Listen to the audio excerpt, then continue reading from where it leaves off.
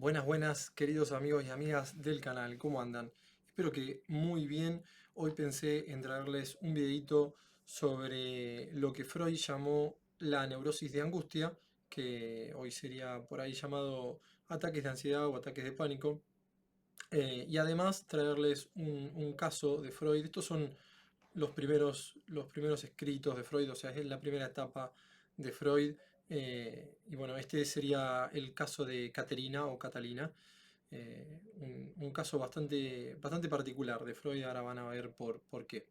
Pero bueno, hablando un poquito de lo que es la neurosis de angustia, Freud va a decir que es de origen sexual, pero que no se enlaza a ideas tomadas propiamente de lo que es la vida sexual, sino que su etiología es la acumulación de la tensión genésica provocada por la abstinencia o la irritación genésica frustrada, es decir, el coito reservado o la abstinencia forzada, que puede darse de manera aislada de otras neurosis o combinada con otras neurosis.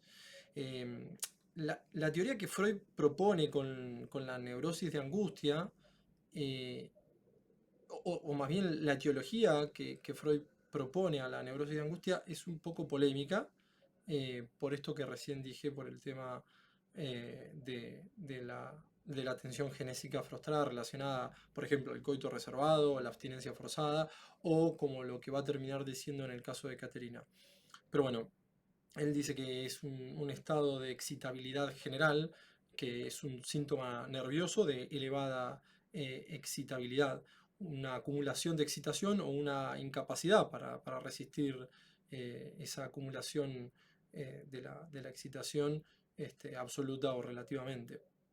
Dice que va a tener, el paciente puede presentar hiperestesia auditiva, o sea, hipersensibilidad auditiva, que los sonidos le pueden provocar cierto malestar, cualquier tipo de sonido, un sonido grave, agudo, bajo, alto, hay como mucha sensibilidad auditiva, que existe en este tipo de pacientes una especie de espera angustiosa, una espera angustiosa, ¿no? Es decir, que el paciente está a la espera de que le pase algo negativo en la salud propia. Por ejemplo, una mujer que, no sé, oye toser a su marido, piensa que a ella le va a agarrar una pulmonía grave.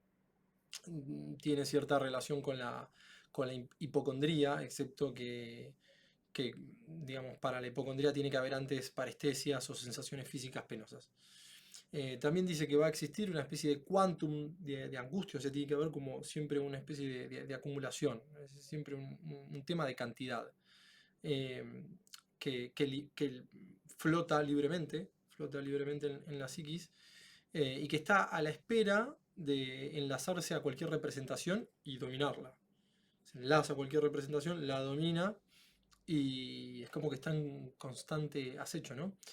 Y irrumpe en la conciencia sin ser producto de la imaginación activa, o sea, no es que vos estás imaginándote activamente tal o cual cosa y en base a eso surge la angustia, sino que de repente irrumpe y no sabes por qué. Estabas, no sé, haciendo algo divertido y por ahí de repente tuviste este tipo de ataque de angustia. Algunos síntomas que Freud describe de estos ataques de angustia son palpitaciones, disnea, sudores, bulimia, malestares en general. Los elementos son muy variables y tienen una riqueza de formas bastante amplia. Dice que también los pacientes tienen perturbaciones en la actividad cardíaca, pueden presentar arritmias, taquicardias, estados graves de debilidad del corazón, perturbaciones en la respiración, ya dijimos disnea, asma, sudor nocturno, temblores, convulsiones, vértigos, congestiones, vértigo locomotor, insomnio. Bueno, también dice que con el tema de los ataques de vértigo, dice que los pacientes presentan alguna especie de sensación de que el suelo oscila, de que se les mueve, eh, pudiendo provocar ciertas fobias, pero nunca se caen. O sea, estos pacientes nunca se caían.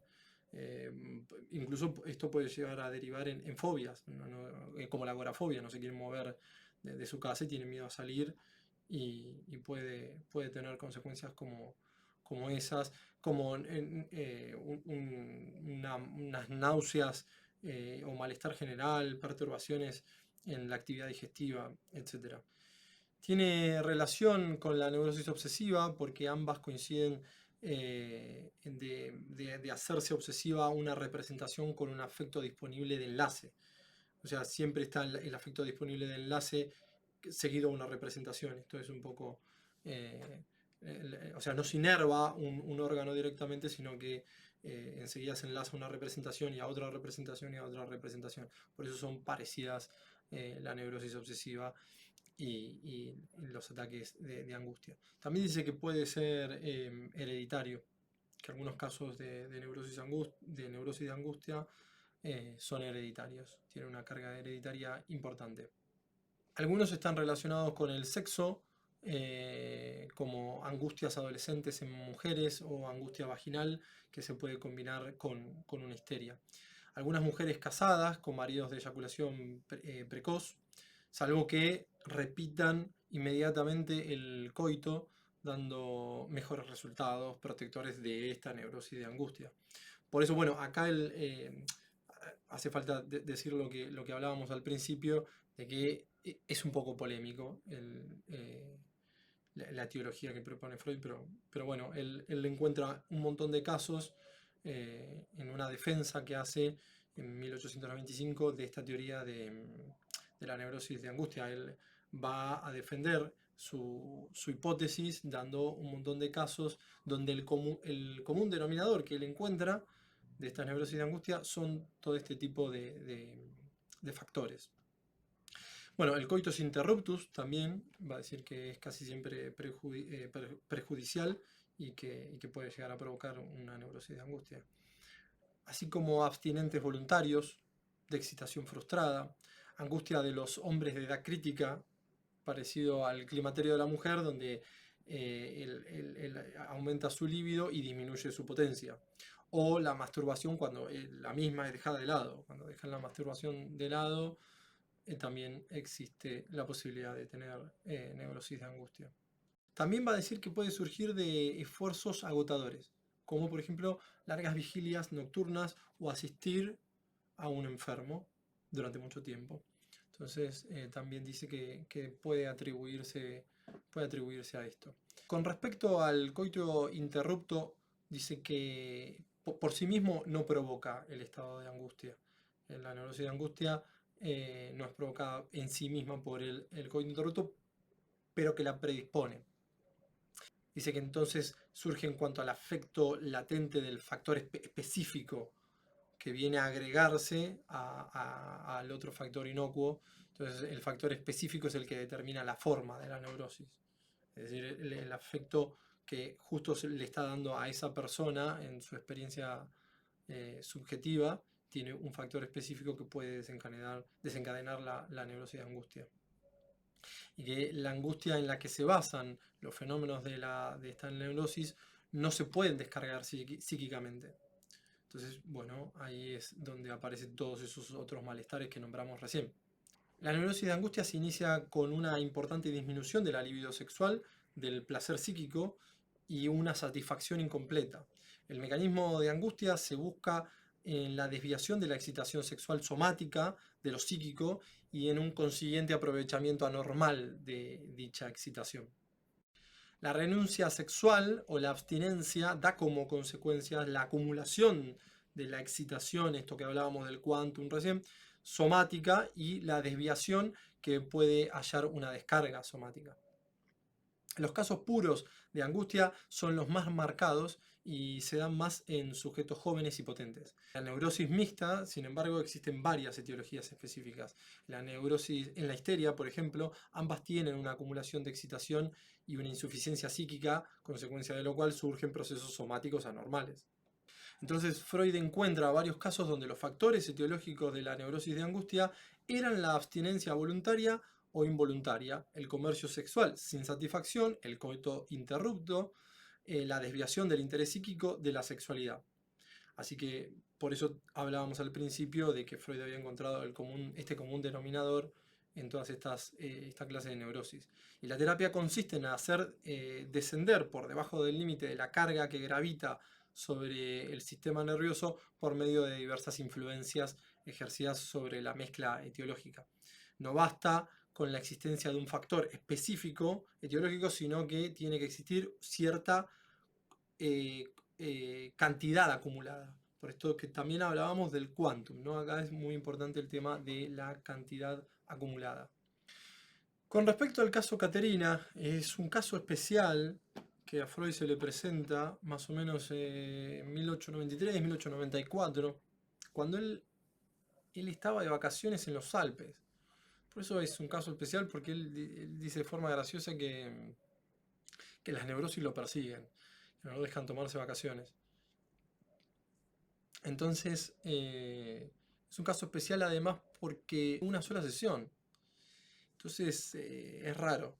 Es raro y además no es que se pacta la sesión, etcétera, etcétera, sino que, bueno, Freud estaba de vacaciones en los Alpes y de repente se le acerca una chica, que es la chica del hospedaje donde estaba Freud, y se presenta, ella era Caterina o Catalina, y le pregunta a Freud si era doctor. Y Freud le responde, bueno, pero ¿cómo sabes? Y claro, lo que pasa es que él se había registrado como doctor Sigmund Freud en la recepción, y entonces, bueno, él le dice que sí, obviamente, que era doctor, y, bueno, lo raro es que Caterina como que le empieza a contar todos sus problemas. A Freud le empieza a decir los malestares que ya tenía y, y a ver cómo él la podía ayudar. Así que es un caso medio atípico. O sea, que se le presenten así nomás, que le digan, bueno, usted es doctor, que es como medio... Es raro. Incluso hay cosas raras que después Freud, hay detalles, digamos, que Freud tuvo oculto durante 20 años y él después va a contar ciertos detalles del caso que, bueno, no sé por qué se los cayó, así que, bueno, es un caso atípico. La cuestión es que esos malestares que Caterina le manifiesta a Freud era que le costaba respirar, que le daba ataques así de repente de respiración, que no podía respirar bien, que le zumbaba la cabeza, que le latía, que sentía que se moría, que no podía andar sola, que se le aparece una cara de alguien horrorosa y que además tenía vómitos, bueno, toda una serie de malestares, era como un cuadro muy floral.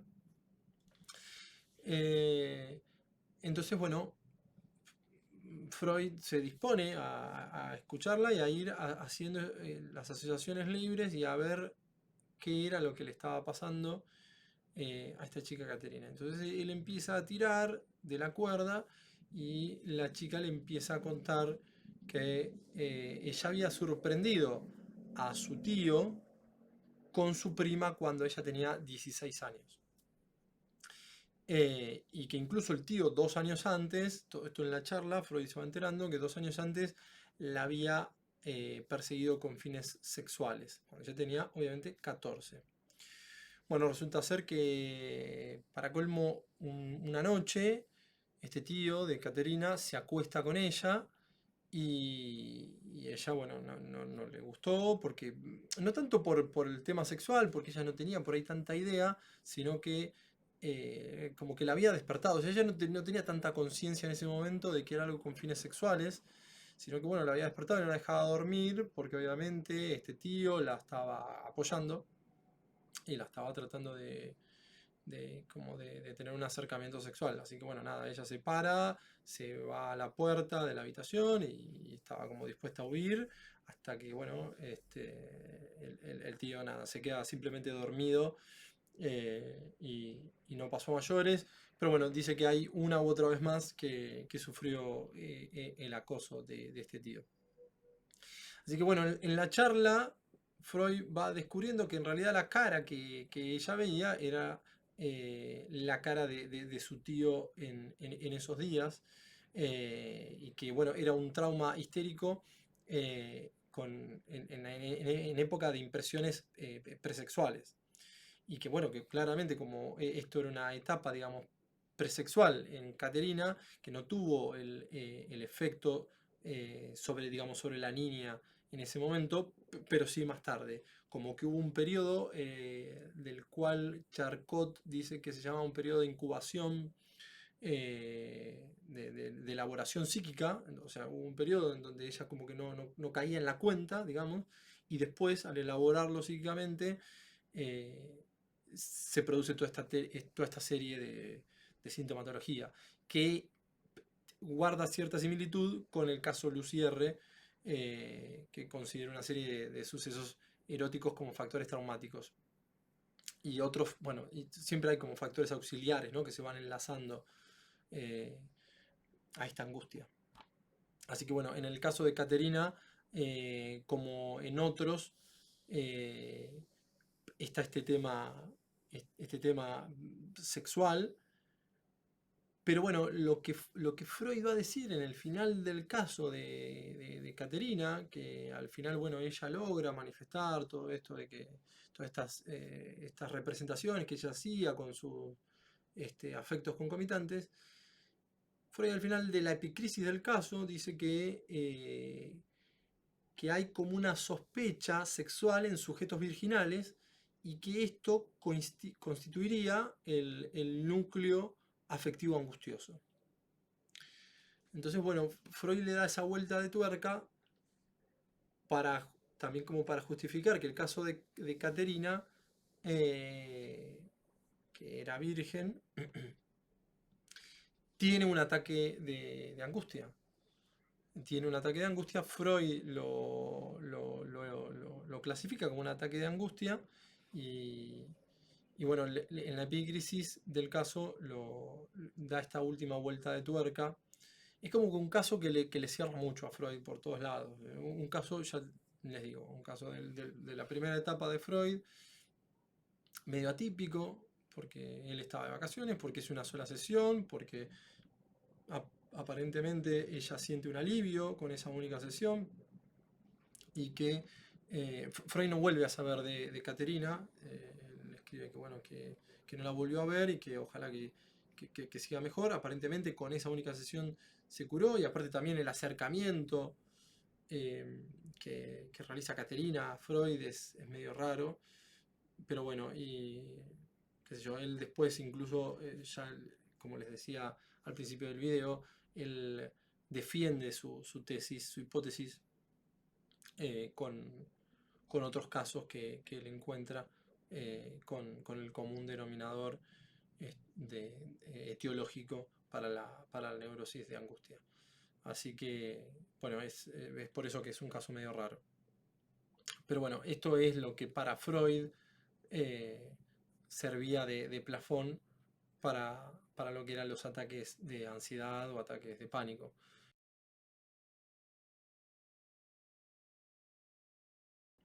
Así que bueno, déjenme en los comentarios qué les parece esta teoría de Freud sobre la neurosis de angustia, los ataques de ansiedad y cómo él encuentra eh, este, este plafón, esto que sirve para la predisposición a la neurosis de angustia con, por ejemplo, el coito interrupto, como por ejemplo la abstinencia forzada o no. Así que bueno, y espero que les haya gustado. Muchas gracias. Nos vemos